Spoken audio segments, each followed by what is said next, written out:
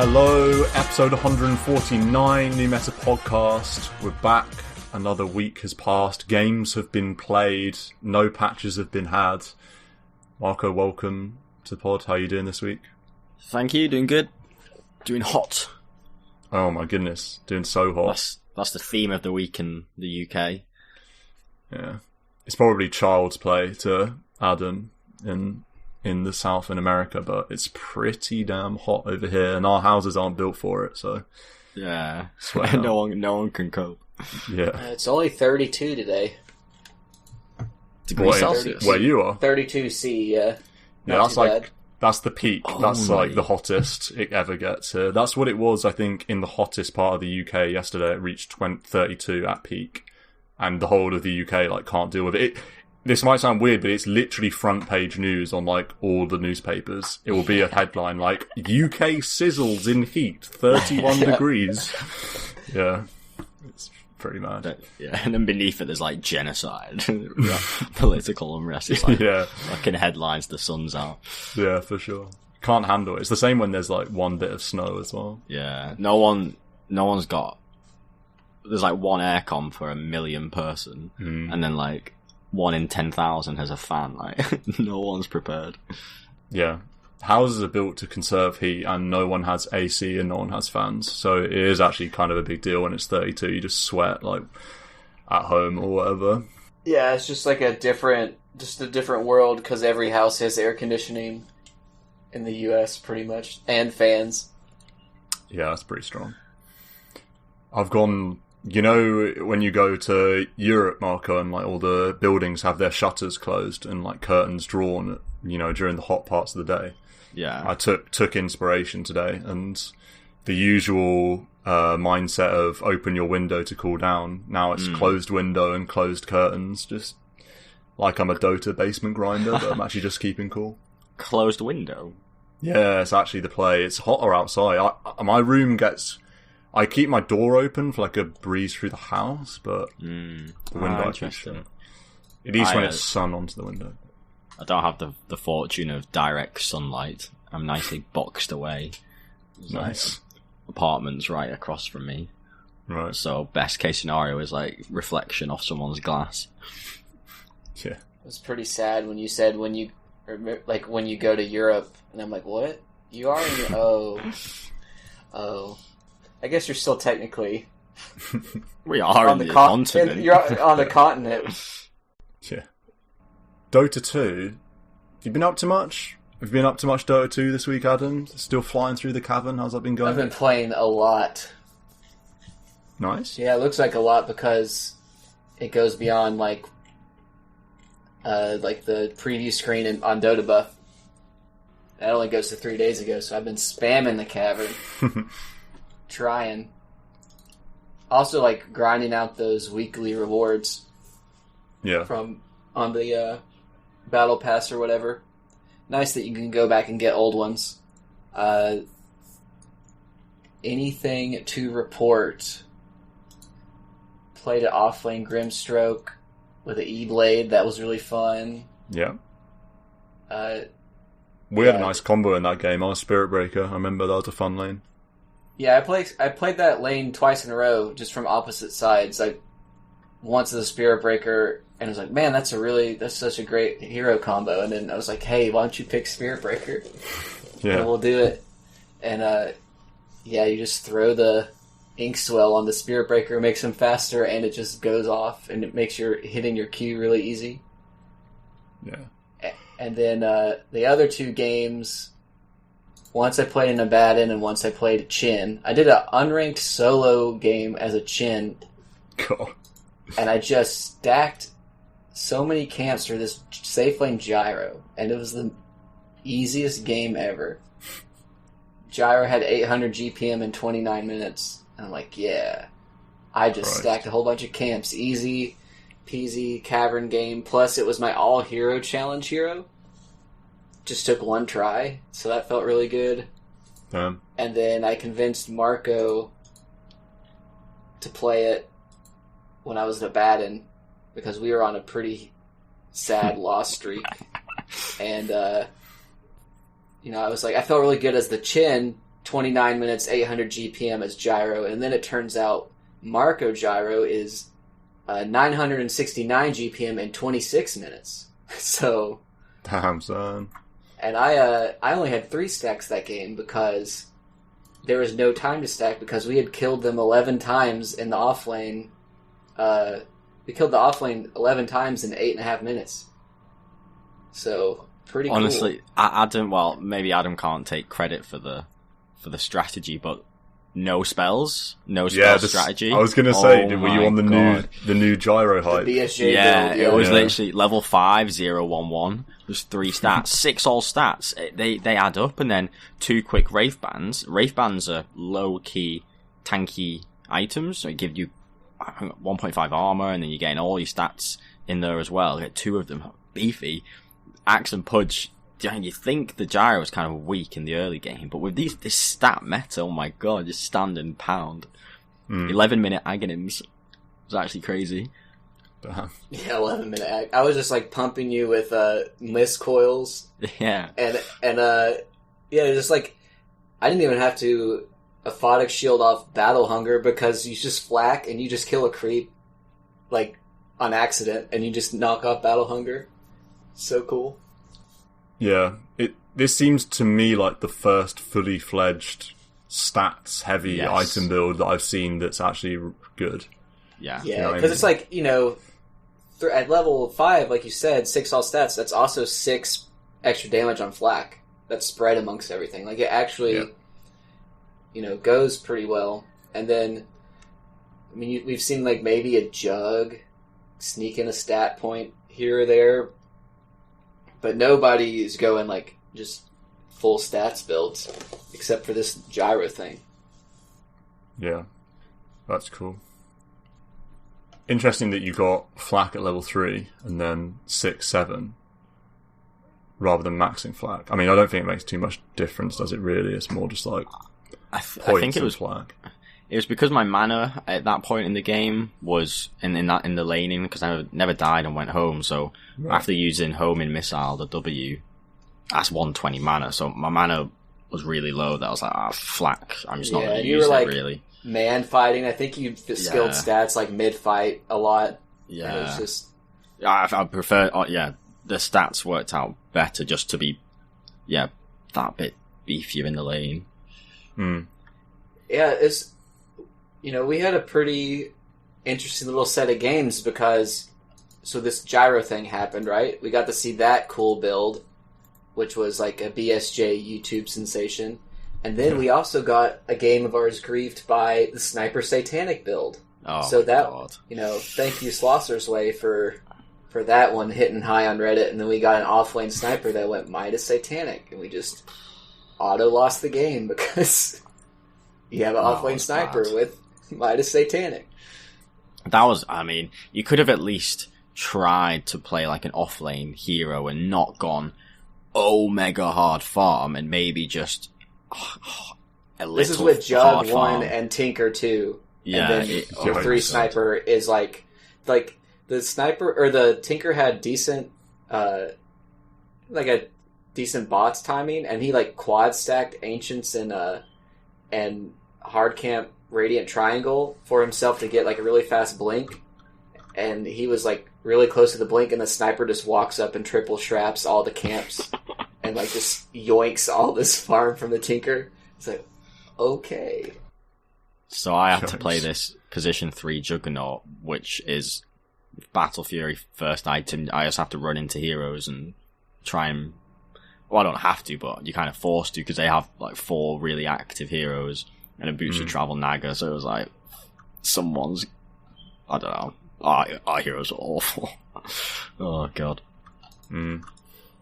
Marco, have your... Sorry, go on. Well, I was going to say, so that game with the... you were just getting run over, right? And they had a Pudge, a support, that ended up being like, at one point, 10, 0, and 20 or something like that. And it just hurt so bad. And then I realized that wasn't even the worst it felt to play against a support. Because you remember, Stan, when we played against that 5 Lena? Oh my god, yeah, we actually... So that Pudge was 10-0 and 22, and you're like, man, that's a really great support performance. No, we played against a 5 Lena that was 27-0 and 10. And it was like... That's just ridiculous. The worst feeling ever. That Lena had such a good first 3 minutes that she actually booted the POS 1 Void out of lane. So really? She became the POS 1 at like 4 minutes into the game, and Lena, yeah, that was rough. Lena in lane can be so strong with fiery spirits and spells. Just boots, double null talisman, no regen, just pepping you from like 800 range. Yeah, and we're Doom and Puck, and we're just like we can't do anything. Yeah, that was super rough. That one, yeah.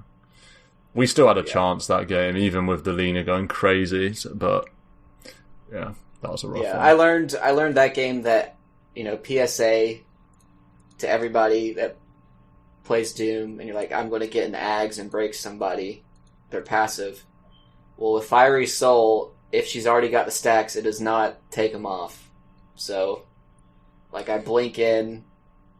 There's this window where her Lincoln's is down. She's got stacks, and I Doom her, and then she just like runs away at max move speed. I'm like, cool. Yeah. That was so dumb. I was like 100% it's going to remove any passive elements. But it just doesn't. I suppose I would presume the same thing happens with Slark. If you Doom him, he keeps his stacks, but he can't get any more.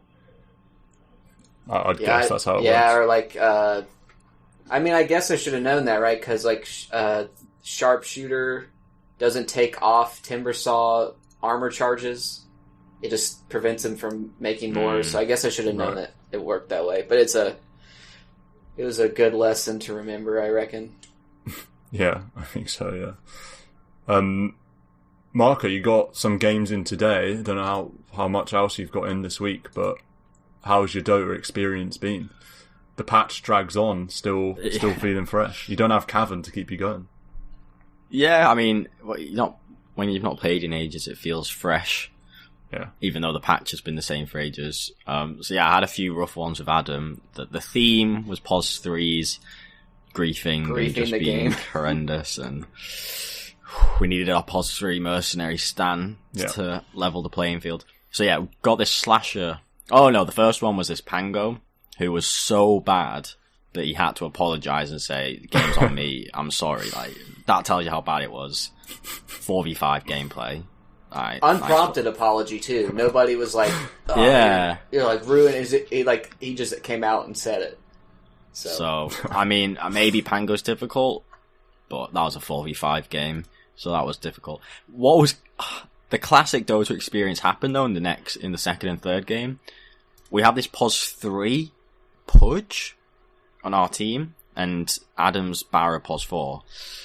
So we've got a POS 3, which is just kind of painful. I mean, if it's someone who's not in your party playing POS 3, it's going to be a rough ride. Then they pick Pudge. Alright, not feeling great when they've got in hindsight, they had 3 rank 1k European players, so that Oof. It was always against us, the odds. However, a Pudge into a Morph and a TA, and then they have, to me, decent control of like a Disruptor. And he's just useless. Absolutely useless. You couldn't be more useless. You know how it goes. POS 3 Pudge, bad game. You know how it goes. But then the into classic... safe lane TA with like the -5 armor meld at level 1. It's just like, ugh. Yeah, this guy's got no chance. But anyway, that's history. But the classic Dota experience happens where the next game, we come against a Pudge. And it's this one Adams mentioned, 10-1-22 on the enemy team. Nice. He was about 5-0-5 at 10 minutes in, the Pudge. And Adam might say, oh, we just got some free kills, but I was seeing him hitting a few hooks and he's in the right place at the right time. That's just a Pudge you never get on your own team. So we had the offlane sniper, and they had 5 Veno, 4 Pudge, and then the 1 Naga, and they just tri-lane top, and you just Venomous Gale, the sniper, and you just walk at him, and he's dead.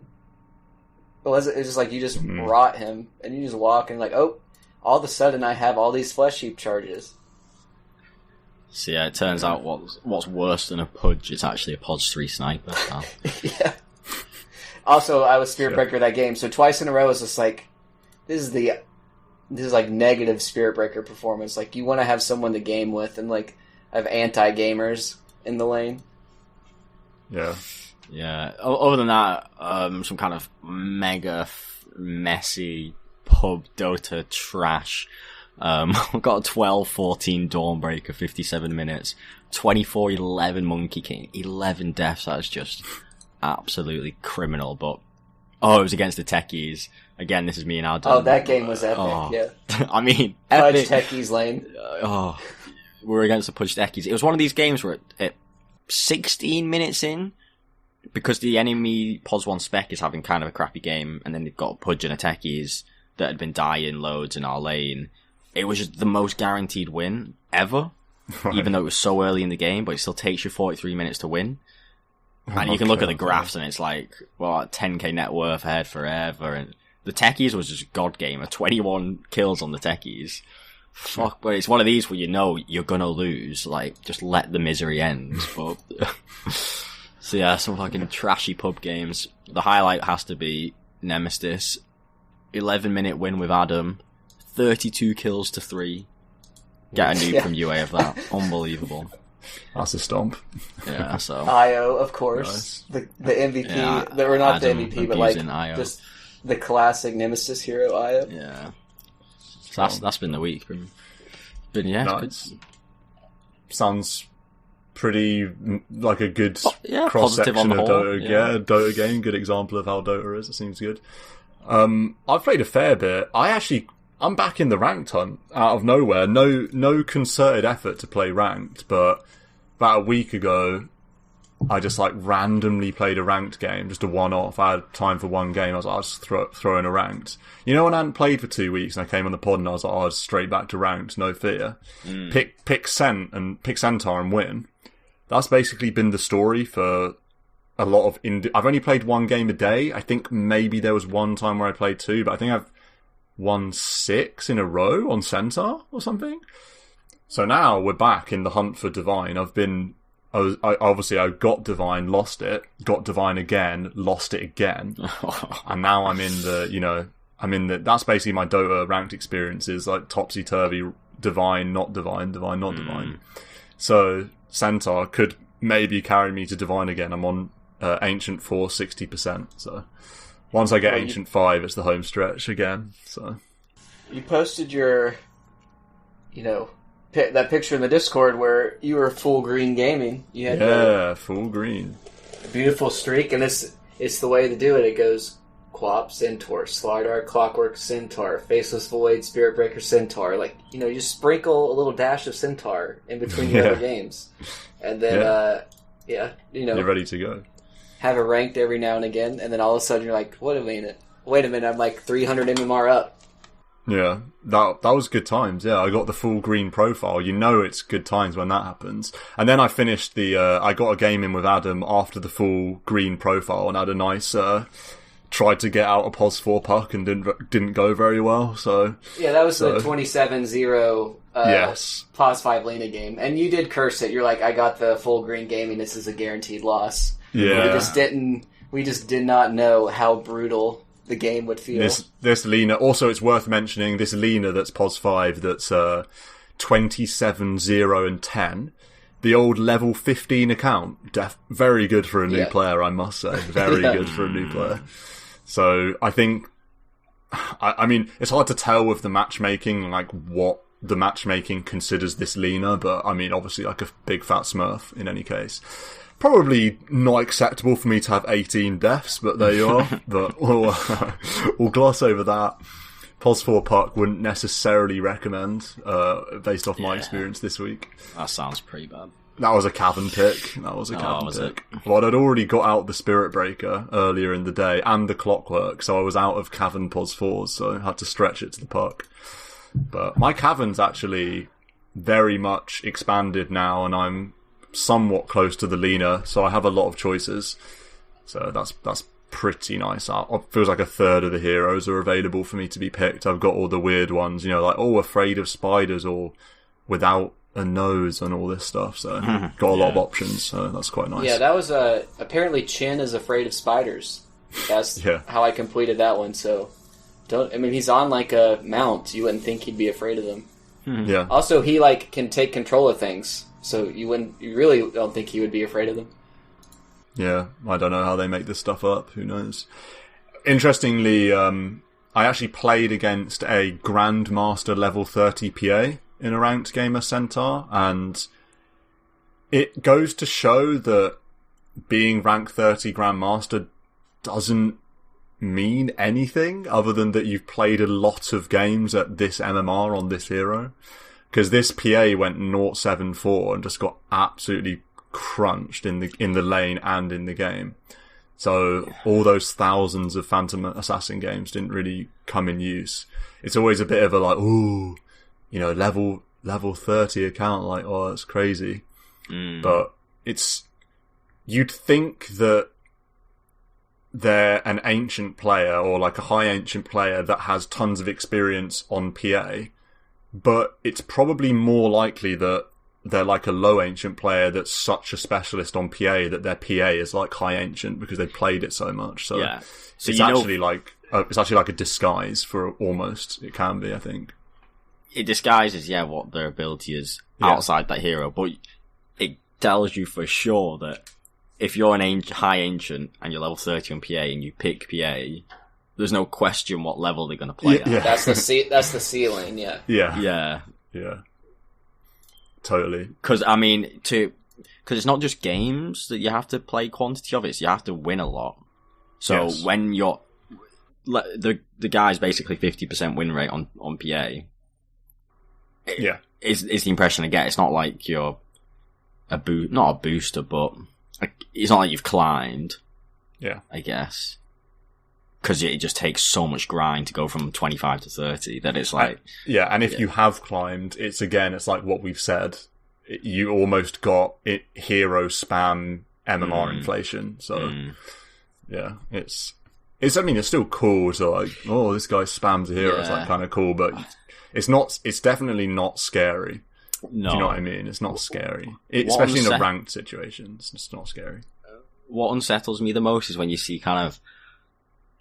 I can't say I've ever seen this, but like a Herald or a Crusader who's level 30 on hero. Because at that point, if you play that many games and you can't kind of at least get up to like the 50 percentile, that's kind of, to me, that freaks me out. But I don't know what the lowest ranked player is with a level 30 account, because someone is that person. Yeah. There might not be any Herald who's level 30 on a hero. That's not unreasonable to There's not many Heralds. There's not many Heralds out there. Yeah, not many Heralds anyway, never mind level 30 on a hero.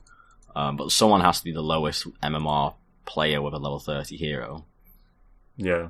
I wonder what hero it is. Yeah. God. Yeah. It must be a kind of a shitty hero for the MMR. Like, it surely can't be someone who's like a basic play to win. No. No one's going to be like a level 30 Wraith King in Herald. Yeah. It's not possible. Surely you have to win more than 50% of games at that level if it's Wraith King. But yeah, maybe it's like a Chen specialist, but it's just like capped at Herald because it's Chen. I think there could be like a level 30 Invoker that's like Herald. Yeah. I think it could be something like that. That's a good shout. Just grinds the Voker and it just actually doesn't know how to play Dota. I don't know. I mean, we don't know how to play Dota, so... Yeah. It's all relative. We heard, everyone saw the CC&C clip. Rank 300 scrubs. You wretch. I know his choice of words. Subhuman wretch. It's so interesting, that kind of mold, where you're so mold that you kind of delve into vocabulary that you would never ever use or say or think about. Like, he was using some really kind of wacky words. It's that's a whole other podcast, isn't it? That's like psychology podcast. When you're like so molded, you have to say something like sufficiently odd to make the other person think that you really mean it, because you've like gone for this like very deliberate vocabulary. It's like strong and unusual. Do you know what I mean?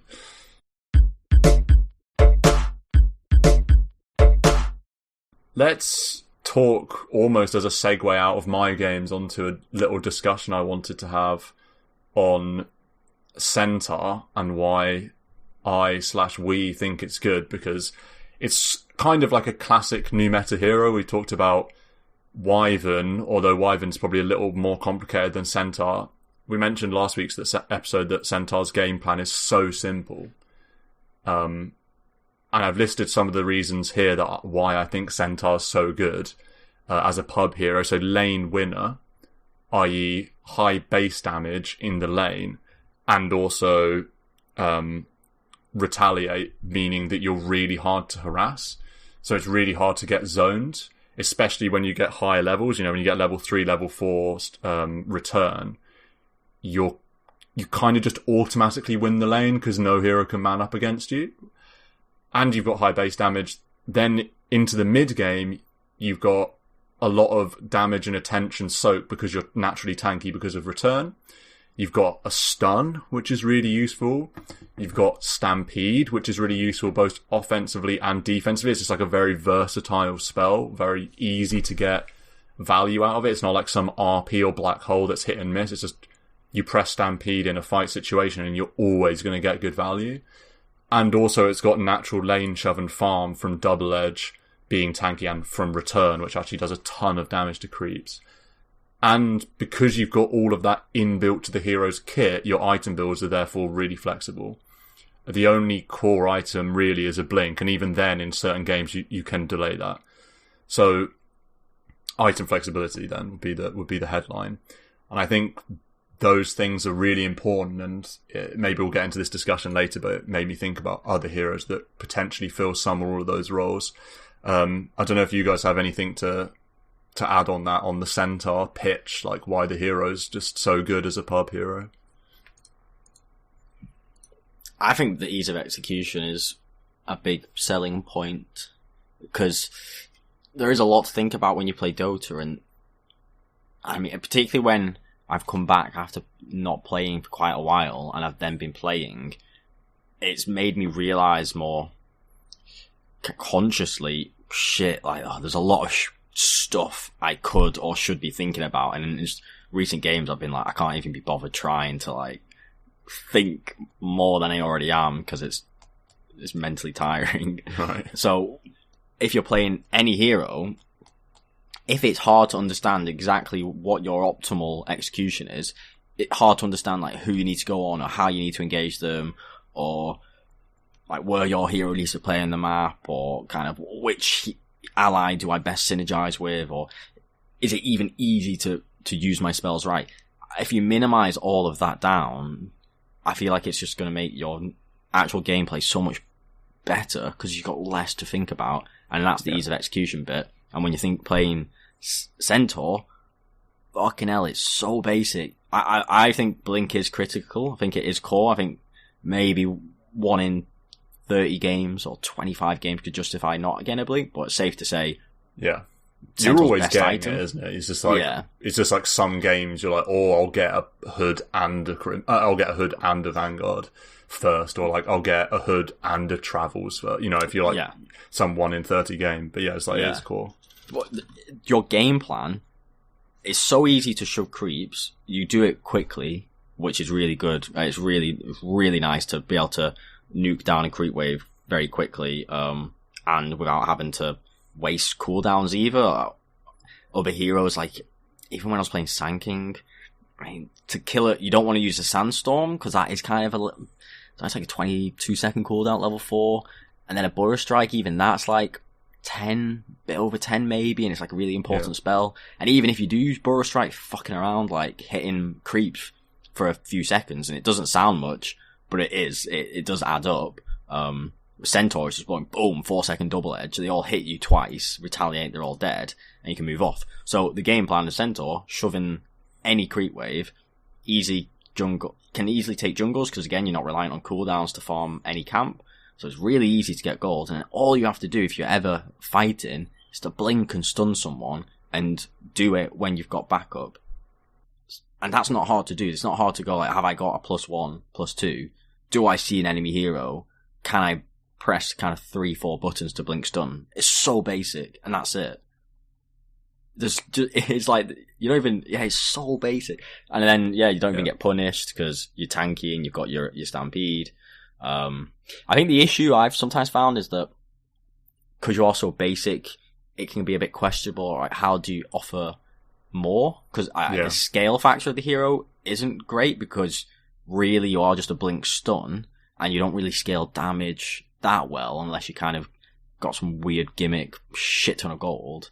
So I do feel like there's this awkward phase, kind of 25 to 35 minutes where you can be a bit underwhelming because you're just a blink stun.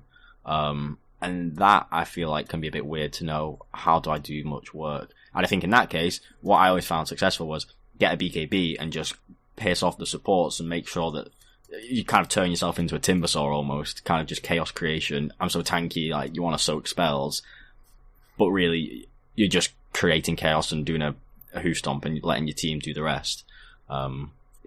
Ease of execution is sound. So easy, so straightforward. Yeah, for sure. No, I like the first point you make when you're thinking about other heroes. If you're playing more of a specialist POS 3, like take a Pango, Enigma, all of these heroes that we would say casually, the ease of execution's harder. And I was thinking about what that really meant, and it is exactly how you outlined. It's like, because a Pango isn't such a well-rounded hero with such an easy way to get value, you've got to like engage your brain to like find out what you need to be doing well. It's like the equation's harder.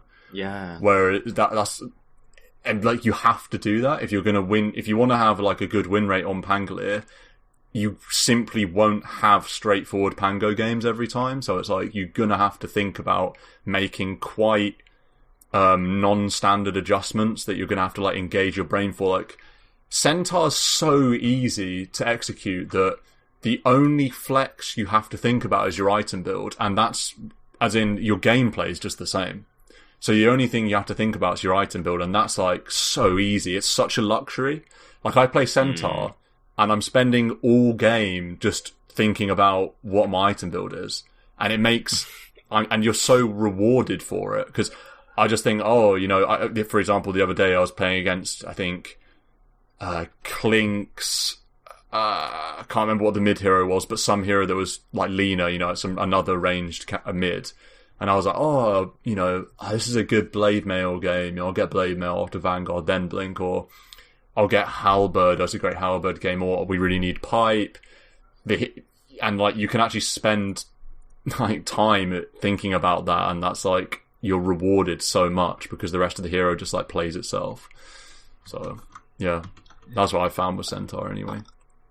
It's good times. Yeah, honestly, the farming bit I really like though, that particularly for a 3 that you can farm jungle and shove waves with such low commitment. Because again, think about Mars. It's like you've got to blow both spells and a soul ring usage to kill a friggin' level 2 neutral camp. Yeah. And then that means you are not a hero for 20 seconds. Whereas for Centaur, you're not a hero for 3 seconds because you've just double-edged and your blink's on cooldown because you're taking damage. Like, the downtime is so low. And then, like you mentioned, the Enigma ease of execution. Yeah, I think Enigma's, it's not straightforward. I guess ultimately you're looking for some big play, but then it's not obvious when that's going to appear, and like, how much do you commit walking around trying to find it versus farming?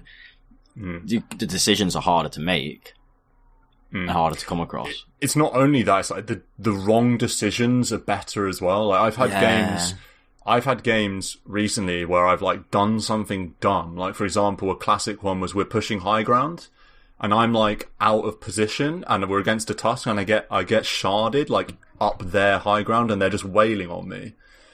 And I eventually die. It was like a bad play, but like I've dealt about 10k damage from level 4 Retaliate and Blade Mail that my team just like goes in and wins. And it was a bad... I mean, you could maybe say it's a good play, but like, it was poor from me, but because you're so tanky, it's not a straight... And you might even have Stampede up. It's not like you're some Enigma that's caught out of position. You're just like a Centaur that's out of position that just does a ton of damage as he goes down and like gives your team tons of opportunity for counterplays. So it's just the hero's just not punishing to play at all. And because of the fact that you're tanky and you have this retaliate, you're also not punished in the lanes. Like I've had a lane that went really poorly and I just was cutting creeps. Because you can just cut creeps really easily. So you can cut creeps between tier 1 and tier 2 and drag them into camps and stuff and do shenanigans like that. You just have so many options. And even when you take the wrong option, it's still not that bad. It's not as catastrophic as other heroes. So, Centaur hype. Yeah, it's surprised. Because like you, I have really good success with Centaur. It's one of my best win rate heroes. Looking at its stats on DotA Buff, it's like very close to 50% across the board, then dips down to 48% Divine Plus. Yeah. I do think if you don't have a good lane, it is a feels bad. I do feel, I mean, it's like with any hero, particularly Pudge 3, that if you have a good lane, then your game's going to be a lot easier. But I guess sometimes you can lose the off lane if they've got, I guess, say, 2 ranged heroes or some aggression that you can't get out of, like magic damage heavy or something like this. You can struggle in the lane. Maybe if your Pudge 4's not bad, you shouldn't, but I can think of games where, you've not got like a 5-minute Vanguard and a 12-minute Blink and you feel a bit useless, and you do need that item, particularly that first item, to help you farm, because you need that HP regen or the magic resist or the Vanguard block. You do need that to help you farm. And it's all about getting that, to me, the Blink dagger timing. And if that gets delayed, then your impact's getting a bit slower. And so it is possible, I feel like, for games to be a little bit difficult, but if the game goes decent, I feel like most pubs you're gonna not feed in the off lane, and you're gonna kind of go equal, typically, if not win it. And in that situation, I'm surprised its win rate's not a bit better. Yeah. What do you think, Adam? How do you look at Centaur? Like, why do you think it's got a below 50% win rate in Divine Plus? Or are you surprised about that as well? Or do you see the negatives of the hero a bit clearer than we do?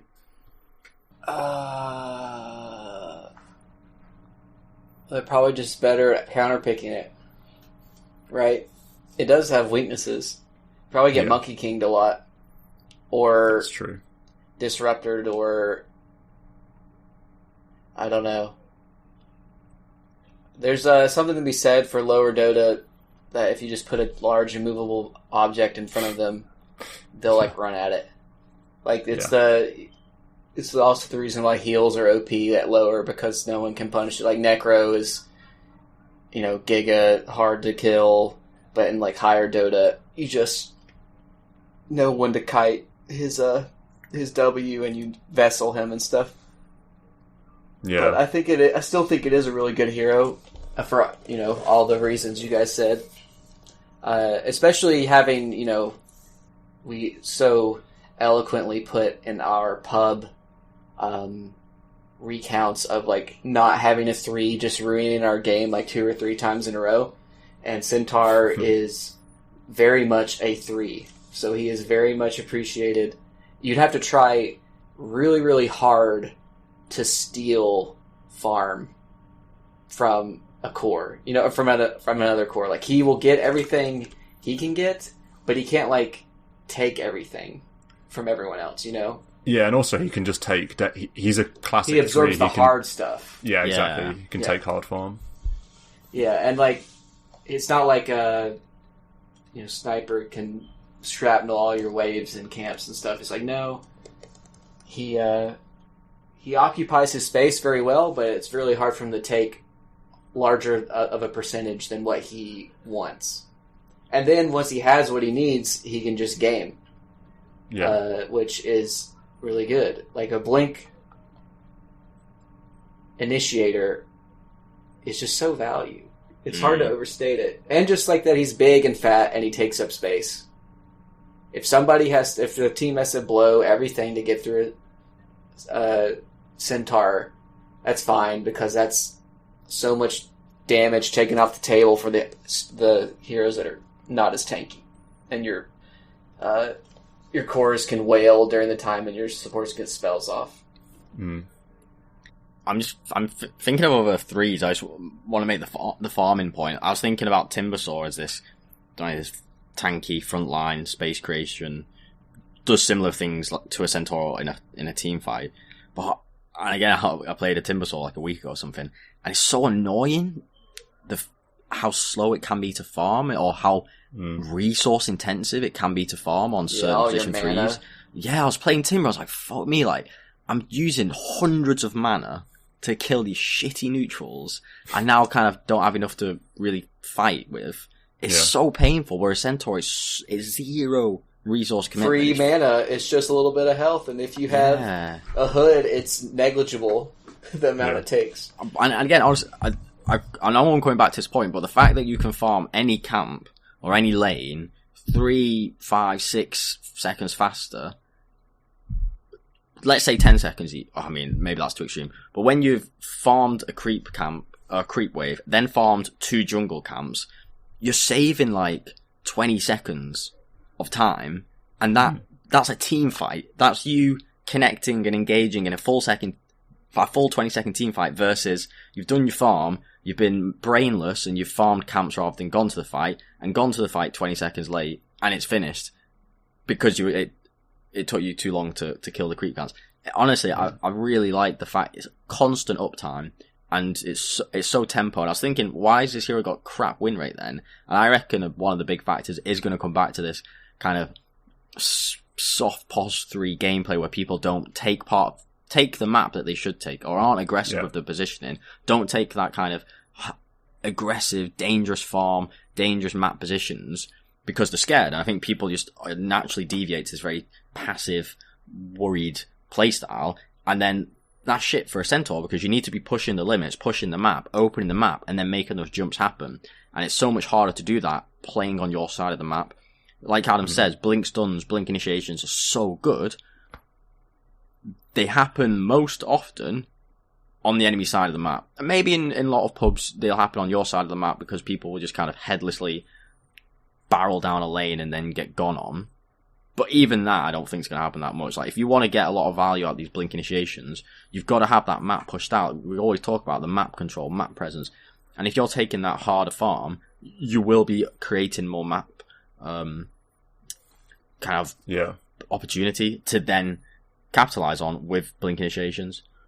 Yeah, for sure. The hero is, you wouldn't describe him as a classically snowballing hero, but just by virtue of being a tanky blink stun and how Stampede works, it kind of is a snowball hero. So you want to be like you say, pushing it, especially when you're ahead. Because the hero is such a punisher with offensive Stampede into blink. I've had games where we're pushing high ground. We've got one pick off and we're pushing high ground. And then we get some vision up to their high ground, and like the gap close with Stampede into blink stun is, you can just finish games with it. I think the negatives, you mentioned winning the lane. The hero is definitely going to struggle when you're behind and blink stun, or just stun in general, isn't getting work done. Looking at a lot of the heroes that he's bad against, Dazzle, okay, bit of a special case, but that's basically because the blink stun initiation's not working anymore. And then some of these other heroes I find interesting: Bristle, Death Prophet, Timber, Monkey. I think heroes that can tank through blink stun, that you can put, you don't really want to be a Centaur in a situation where you're facing some fat DP or Timbersaw like pushing out a tower. But even then, I feel like in most pub games you can kind of get away with it with Stampede in the early game, like pre-blink, like you can still get enough out of it. But yeah, when blink stun isn't working, like you say, like what you were saying earlier about the scaling point, I think that's maybe when Centaur can run into some difficulty. Yeah, I think other threes, ones with bigger team fight or combo wombo, like you could be behind, but you get a big Ravage off or big Mars Arena that then turns a big team fight, big Black Hole kind of thing. Like, you do have Ag Stampede. Is that? pretty solid. It's quite but expensive. it's not. I mean, is it as impactful? It's hard to gauge like 40% damage reduction and free pathing, but it is quite good. That's the thing I love about Centaur as well. Like all items are viable. So many items are viable. I've had so many items post blink. I've had pipe. I've had ags. I've had solar crest. I've had lotus orb. So many, and they're all fine. We mentioned the ags. Shiva, yeah. Halberd. I don't know if I said that already, but AC. I picked up an Aghanim scepter because we had a TB carry, and I knew that they had like LC and stuff, so it was just about surviving the jump. So as soon as they jump TB, just ags, and then he gets 40% damage reduction, and then he gets Sunder off. And I felt like that was effective. So like, there's a place for all of these items. That's another thing I like about him. Mark would say the only item not to do is blade mail. That'd be that would be Marco's.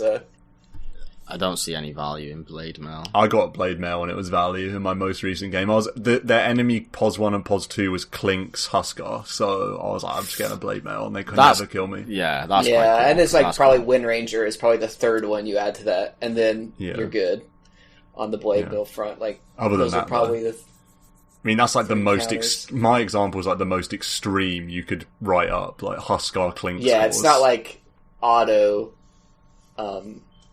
Yeah, it's not like blade mail versus Tinker or some like gimmick like that. Yeah. No, it's like actually good. No.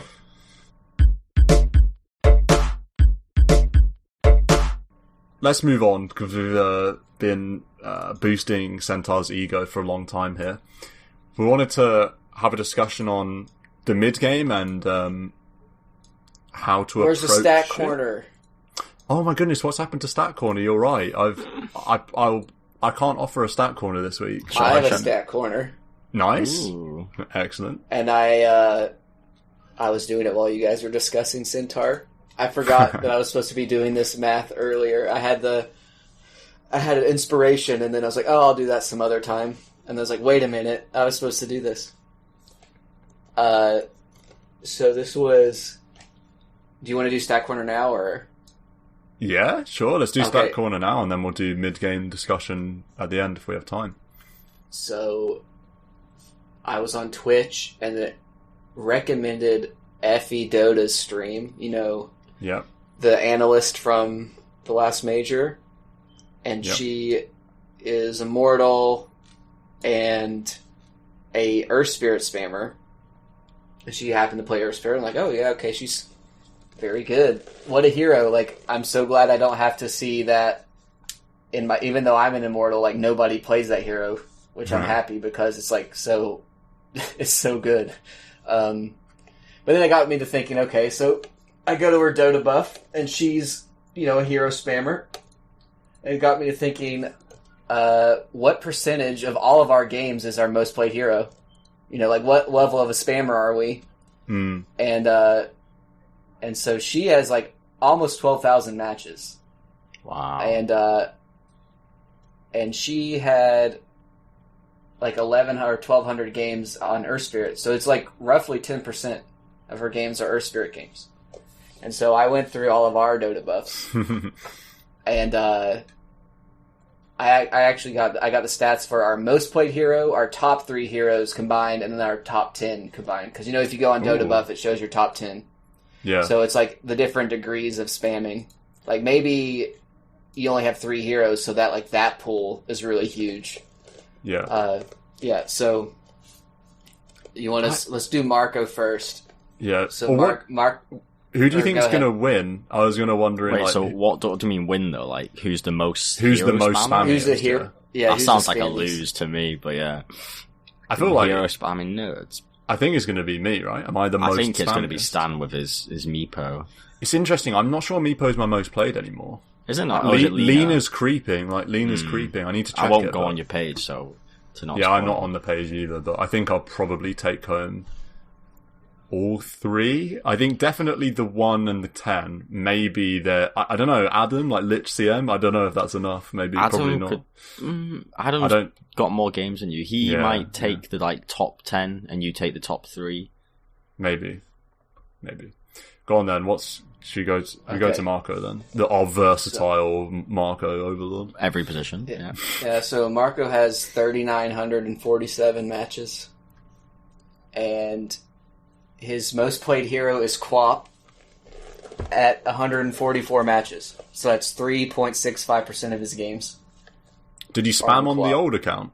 I have 1,000 games on my old account. It's tough to say. That's what the old man account. Yeah, I think this is just on this one. But yeah, but not too much. No crazy spamming on the other one. Just 3-4%. No spamming. So yeah, his top 3 is Quap, Puck, Storm Spirit, and that's 393 matches. So that's roughly 10%, 9.96% of his games are on those 3. Really tried to be a mid before it was too hard. Quap, Puck, Storm. Yeah, Quap, Puck, Storm. And then if you take his top 10, which I didn't list them all, but it adds up to roughly 28% of his games. 1,107. Okay. So 28% for his top 10 heroes. That seems quite high. Yeah, it's quite interesting to think, isn't it? Stan has almost got as many matches as his Marco account, 3,786 or 84. Nice to see. Nice, 200 games to get immortal. Let's go. And Meepo is his most played hero at 347 games. So 9%, 9.17% is Meepo. That's some spam right there. I haven't even played Meepo in months. But yeah. And then, you know who your top 3 are, Stan? It's going to be... Is it OD? I was going to say OD. Yeah, it's Lena and OD. God, I hate OD. It's so weird I played so much OD. It just doesn't feel like one of my heroes at all. I play OD and it just feels alien. But I think that's just because they change him every patch. So adds up to 909 matches. So it's 24% of your games are on those 3 heroes. Wow, that's crazy. Ooh. And then... rounding out the top 10, 1,677 matches for 44.3% of your games are on the top 10. Whoa. So I think that's really high. Yeah, that's high, yeah. That's high. I played Meepo a lot. I played Meepo really intensively because I've sort of stopped playing him now, but when I was playing him, especially when I was learning. Happily, I'd play tons of Meepo in a row. And then Lena's just a bro. Lena's like best friend hero. And then OD, I'm not sure, I'd feel bad seeing him there, to be honest with you. OD's, I don't want to see him there. I'd rather see my, 20% TA there, to be honest. Yeah. So, 20% win rate TA, but, yeah. Spammer Stan. Feels bad that I'm not an immortal ES player, but... What was that for? What was the 40? It was nearly 50% of your games were on 10 heroes. 44%, yeah. 44. Versus 28. Yours was 28, Marco. 28. Versus 44. I don't think that's that bad. I think 10 heroes is... Yeah, no. It's not... Do you know what I mean? It's a few. It's quite a decent variety. I mean, it's significantly higher than Marco, but I don't know if it... Yeah. We would need to have, more data off of more people to know if that's high or low. Because I think you definitely haven't won or played a significant number of heroes, right? I think they're probably 10 plus that you haven't played a game on, right? I think I've played on. There's definitely one, I believe, but I think I've pretty much played them all now. I'll have to check that, but I think there's only one hero I haven't played. SD, I believe. Yeah, Shadow Demon's the only hero I haven't played. That's such a good hero. Yeah, he's the only one I haven't done. Is the Shadow Demon? I'm kind of bad. I've not done Grimstroke, so I'm sure someone would say. Hero's been around forever. Yeah, I'm sure someone would say it's a good hero because it's really decent. Well, so for me, I've played 6,642 games. Crystal Maiden is my highest at 251, so that's 3.8% on Crystal Maiden. Cool. So slightly higher than Marco's Quap. 608 games on my top 3, which is rounded out with Lich and Vengeful Spirit. And I haven't played a Vengeful Spirit in forever. Yeah. That's 9.15%. And then my top 10 is 1,442 games, which is 21.7% of my games. That's the lowest. Yes. I'm 7% lower than Marco, who is 16% lower than Stan. So Adam's got the true versatility. Yeah. Spread. Yeah. To compare it with, like, Effie's Dota buff, 10% of her games are on Earth Spirit. Then she had her top 3 was 18%, and then her top 10 was 39%. So I feel like, looking at like Stan and her, it feels like maybe if you're around 40% for your top 10, you're more of a spammy player. But I don't know. We only have 4 data points. Yeah, I have 5 actually, because out of interest, we won't dwell on this for too long, but I quickly looked at Nick, guest Nick, his profile, because I was thinking he might have some high numbers, because I didn't play with him like back in the day, but when I play with him, it's always, like Witch Doctor, CM, Bane, like Dazzle kind of supports. But he's got 2,800 games, roughly, and 245 on Witch Doctor, which would seem to be about 9%, 9.5%, something like that. And then 174 on Bane and 156 on CM.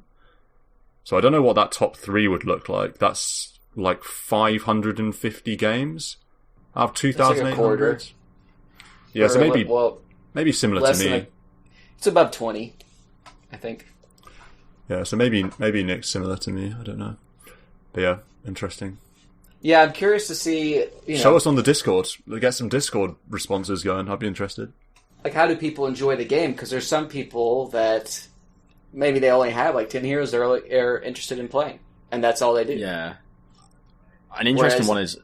we've talked a bunch about how I randomed, and that's why mine's like it how it is, because there's just a lot of randoming. I think there'll be a lot of cases like Stan's and like yours, Adam, where when you're relatively new, you will have more of a tendency, I feel, to spam. Yes. But then when you start getting into 6,000 games or 12,000 games like Effie, rarely does someone continue that kind of Meepo 4 out of 10 games to 10,000 games. Like, then I feel it tapers off when you get to the masses of 5k games plus.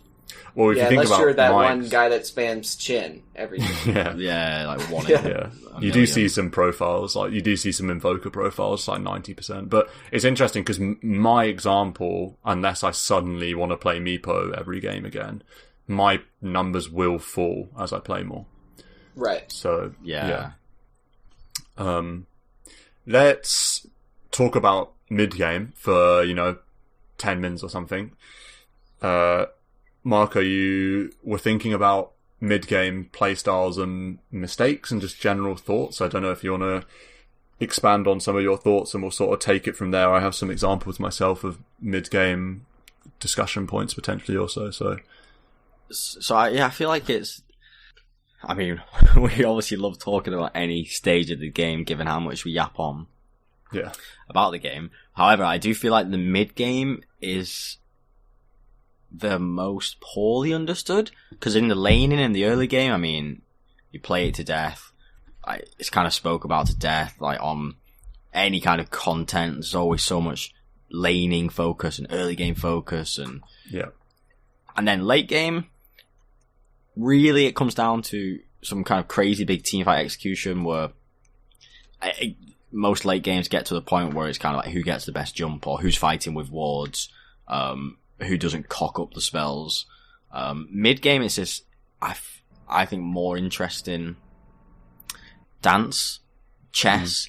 It's not as kind of clear cut who's going to win or how you need to win, and it's not clear cut what you need to do or where you need to be or what you want to achieve. And so honestly, today there was one game with this. I don't want to flame this individual too hard, but this Pos 3 Pango that struggled, shall we say, room for improvement is how we might frame it. And I thought, why have we screwed up the mid game? And 2 examples stuck out to me. So one of them was such a basic one: item timings. Pango was like 200 gold off a blink. I was what hero, David? I think I was a Troll Warlord. Troll. Oh, so I was about 500, 600 gold off a BKB. I went Diffusal BKB. Seriously big items, but then we were on the enemy side of the map, kind of venturing towards the mid tower, like we're trying to position for a fight or an objective. Even though it's not even like the map was in perfect conditions to do so, but then we were so close to these key items, and it's like, why are we doing this? So basic. Why would you? I mean, it's the issue with team games that you've got 5 people to coordinate, and everyone's kind of doing their own thing, and yeah, so that coordination is always an issue. But why is anyone doing an aggressive move when you're so close to key items? So I think that's a really big mid-game fail. It comes back to forcing it a little too much, and that's something we always talk about. Don't force it. And then a second example I had was fighting where you can't fight with your whole team, or your whole team can't connect. And to me, that comes down to map awareness. And when you think about map awareness, it's so natural, I feel, to think about the enemy team and like, oh, are you aware that the mid storm is missing and therefore you need to be careful? Whereas I think a lot of value's missed because you don't have map awareness of your own allies, and where are they on the map? You have vision of them. The game gives you vision of your allies, so you can see them on a mini-map. You need to bear in mind where they are. If they're not near and you're looking to take a big skirmish, 3v4, 4v5, and this hero's critical can't connect, like your carry, I mean, because you're on the opposite sides of the map and there's no TP tower, etc., is that a good thing is that smart? Just many cases, no, it's not, and it's such a basic, I think, thing to correct that map awareness point. I think it happens loads where, honestly, it happens too much. Playing party games, even when you think you have team coordination, it's like, all right, 3 of your team's dead because they're taking a fight that, like, surely no one thinks is a good idea, but they're doing it anyway. It's like, if the fight's not obviously good to do, just chill out, just go farm, go push, go nuke concrete waves, go, like, wait for a gank. Don't make a team fight happen when your carry's on the other side of the map. So anyway, there were 2 points that came to my mind from today's session about mid-game mistakes. That was particularly that gyro game when you were 300 off of Satanic, and we were on the opposite side of the map. Yeah. They were like, the other 3 were running into the triangle, and it was just like, can we just wait? Yeah. Like a 30-second period for him to get this item. It'd make a huge difference. And what's annoying or extra bad about those situations is, suppose I'm 300 gold away from Satanic, and I should finish Satanic and then do something, but again, it's this team game, and in many cases I've done it, and most people have done it as well. You'll get dragged with your team and go, oh, fucking hell, I've got to kind of connect, or try and connect, or run over half the map to try and get to some team fight, because you kind of subconsciously want to do what your team's doing. And then it's just a shit thing to have done in the first place, and then you fucked it up even more by getting involved when you should have gone, I'll cut my losses and continue farming. So I feel like that's a big common mistake of mid-game matches.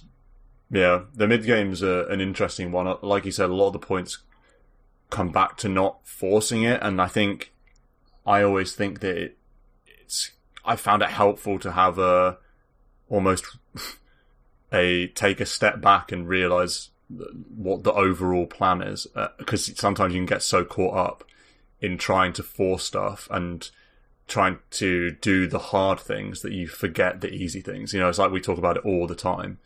If we played Team Liquid or whatever, they would just farm and win because we'd let them. Do you know what I mean? It's not about these hard smoke plays or, they're Tinker's AFK in woods, we lose if we don't do anything, or even, ultra hard defensive stuff like, just farm creeps without even thinking about it, as if that's like, and forgetting other stuff. It's like actually just taking a chill pill and like doing your basics, like farming, pushing out lanes, taking hard farm if you're a hero that has to do that, warding, vision, these things. That's like the foundation of your mid game. It's not the foundation of your mid game. Is not force. Is like fights. That's not the foundation. Like items and getting stronger is the foundation. That's why you don't take a fight when you're 200 gold or Satanic. Maybe it's because partly you want to be in that late game mini meta where it is largely about fights and winning that fight that then helps you kind of get a big objective that is a big step function on your way to winning, which is the case in the late game. Like, you win a Rosh fight or you win a fight and you get a Rax, and it's a big kind of fight, big reward, but that doesn't happen and can't happen in the mid game. Yeah. Because the game state's not ready for that to happen. You're not strong enough to have those immediately big wins. Mid game is all about incremental. It's all snowball. And like when you mentioned Team Liquid, they'll just farm. What they'll also do, they'll just get easy pickings, low hanging fruit. They'll be farming in a place, as you'll go out of position, and they'll kill you. No cost, no difficulty, no investment, and it's just another reward and another snowball. And they'll just keep doing. They'll just snowball incrementally. They'll do no risky plays. They'll just pick you off here and there. Small wins, a really good example of a small win that I love to think about as a carry. If you take someone's ancient camp, it's 200 gold to you, and it's 200 gold away from the enemy carry. It's stealing ancient camps, or even just neutral camps. It's a win, and people don't appreciate how big a win it is. Because now someone else's GPM is knocked off and XP is knocked off because you've stolen it. That's a win. And that's the kind of level that you need in the mid game to snowball and incrementally get bigger and bigger.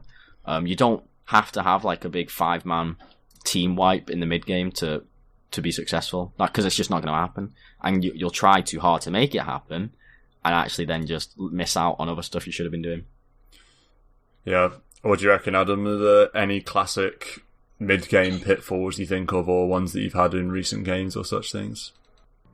I'm trying to, like, we lost so many games on picks today that it's like hard to, think like about actual gameplay. I mean, picks isn't even the mid game, like, and I was like, we could have won those games even off of the picks being bad, but it's like playing around one another.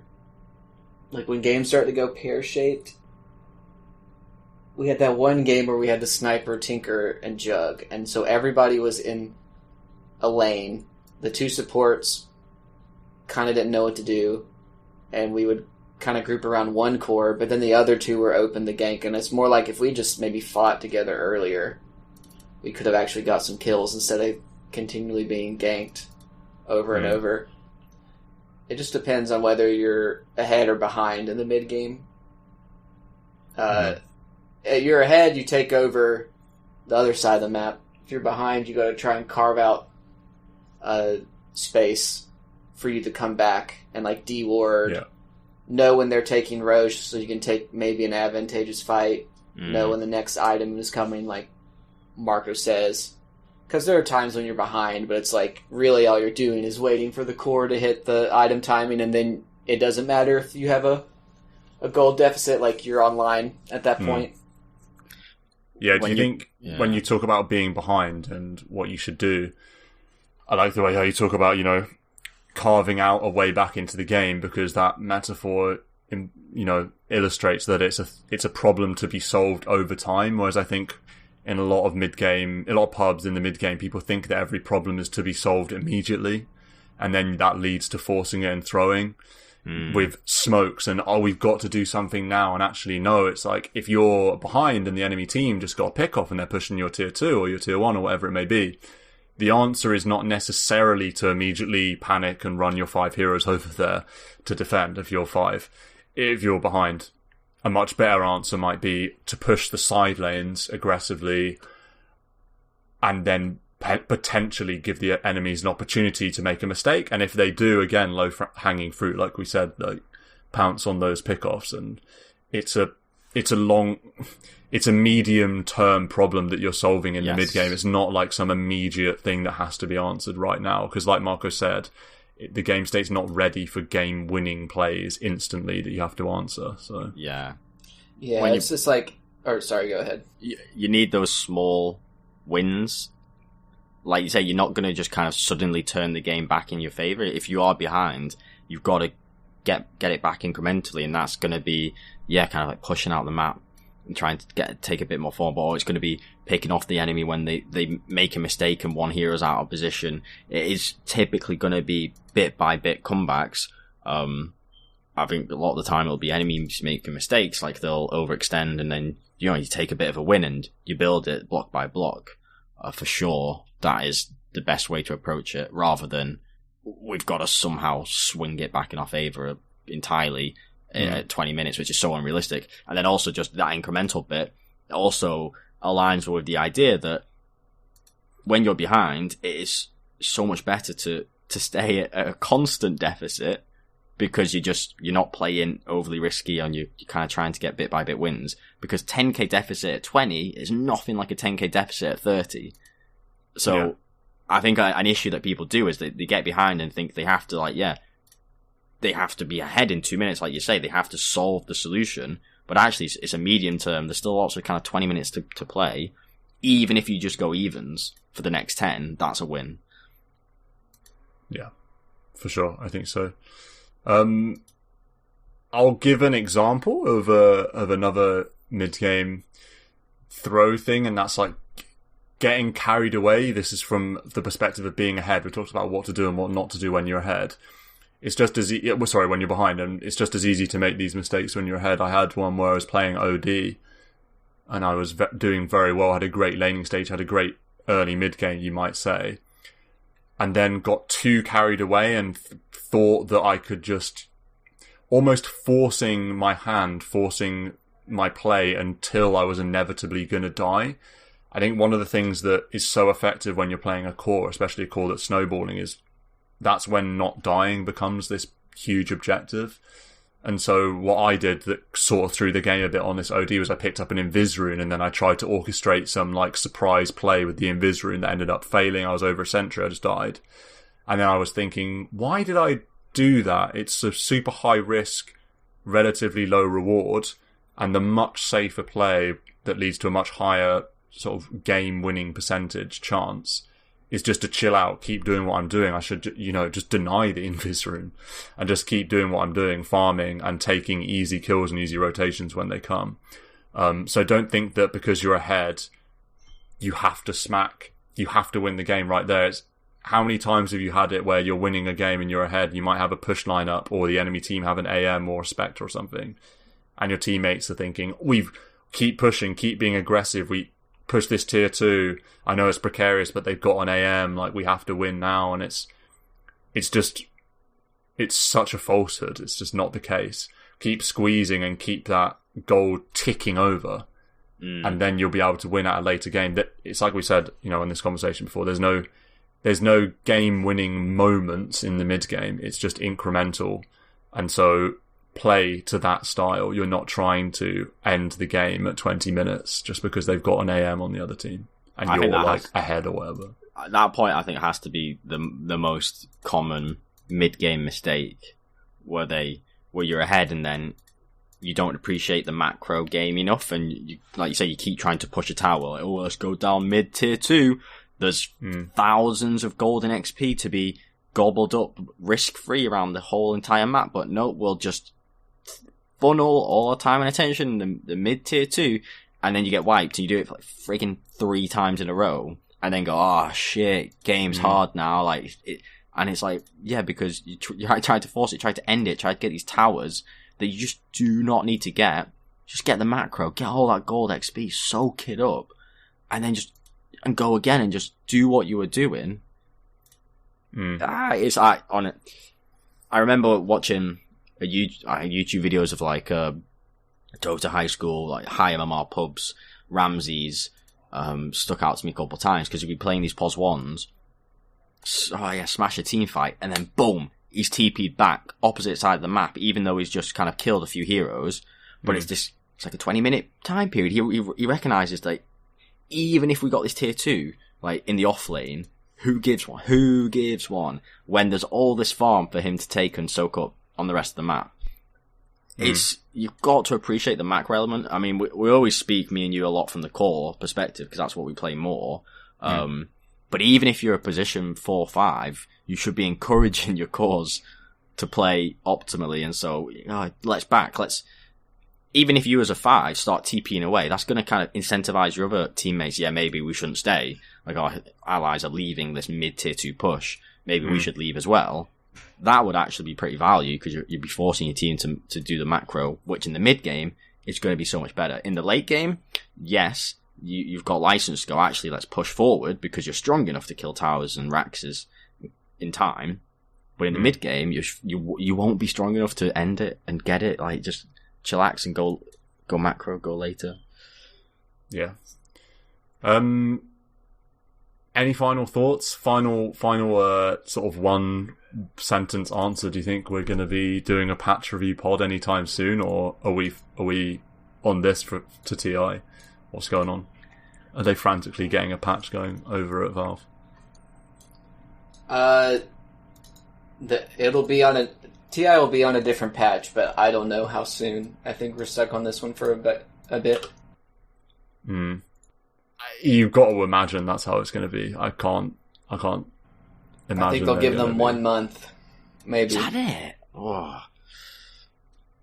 Feels like there's not been a big patch in ages, but then I have no evidence to back that up. When was the last big patch? I'm not sure. I can't quite remember. I feel like there's not been any massive ones in ages. Like, really changing the game. I think it's due, isn't it? Well, you'd think a decently sized one. I don't think it's not going to be huge, because I don't think they're going to make any huge changes between. When is it? October? Yeah. Yeah, I don't think it's coming until September, but that's just my guess. I'll say end of August, big patch. Yeah. Well, we'll see when that comes to pass. Anyway, there's been another episode of New Meta. The next one's 150.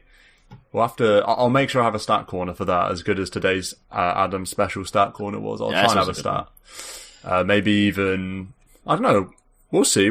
Might even take some Discord questions, perhaps, like 1 or 2. I don't know. Not making a big episode 100 call out, though. In any case, have a final whistle, and we'll see you again in a week's time.